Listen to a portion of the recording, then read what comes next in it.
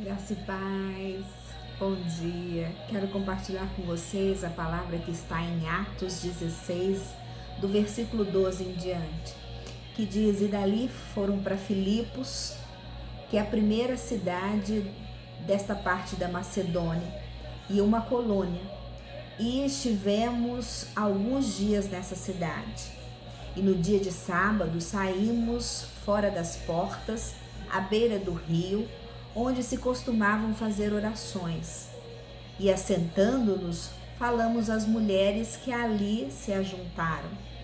E uma certa mulher chamada Lídia, vendedora de púrpura na cidade de Tiatira, que servia a Deus, nos ouvia, e o Senhor lhe abriu o coração para que estivesse atenta ao que Paulo dizia.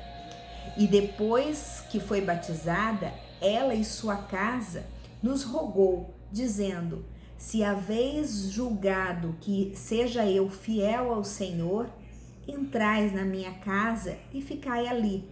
E nos constrangeu a isso.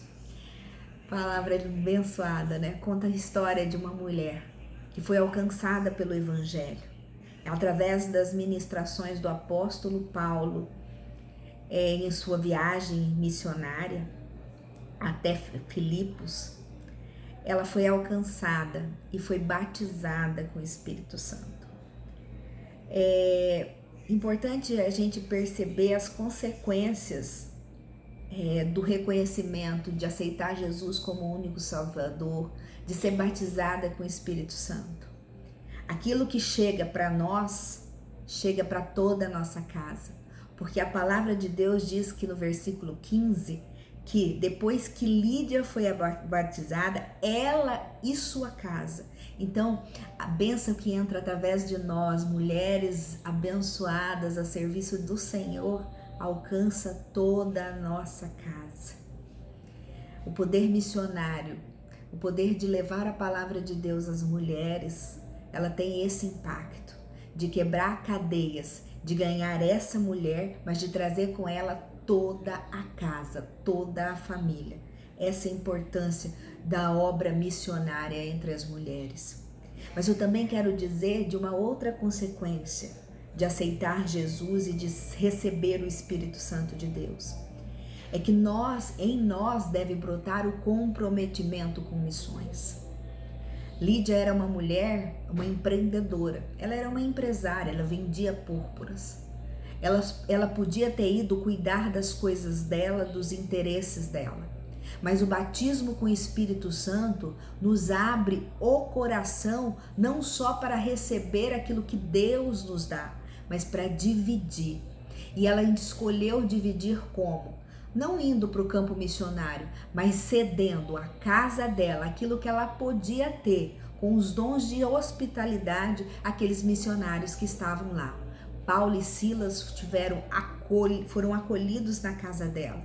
Depois que foram presos, quando expulsaram o demônio daquela endemoniada que as pessoas tinham lucros pelas adivinhações dela, Paulo e Silas novamente foram para a casa de Lídia, lugar de apoio, de acolhimento para homens e mulheres de Deus.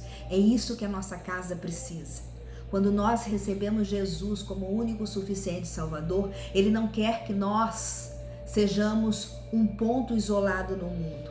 Nós temos um chamado missionário de ir e ganhar as nações, mas muitas vezes não é indo até o local, não é indo até as nações, mas é cedendo aquilo que nós dispomos, aquilo que Deus já nos deu para abençoar vidas e possibilitar missões. Lídia usou o que ela tinha, a casa dela, acolheu Paulo e Silas antes e depois da adversidade.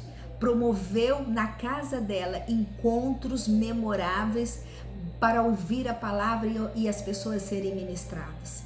Hoje Deus nos chama, nesse mês de missões Ele nos chama a deixar aquilo que nos parece prioritário, que às vezes é o nosso empreendedorismo, a nossa casa, os nossos fazeres, as nossas buscas por sucesso econômico e profissional, e olhar para as nações.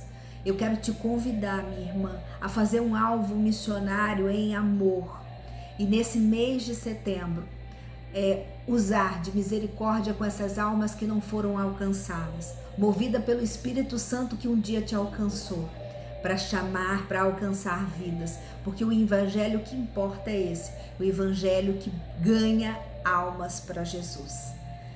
Vamos juntas, vamos fazer um alvo missionário que constranja a nossa carne. O amor de Lídia por missões era tão grande que constrangeu Paulo e Silas a ir para a casa dela e buscar lá o apoio e o conforto. Vamos também constranger a nossa carne e constranger os irmãos a amar missões, a querer investir na obra de Deus. Bom dia.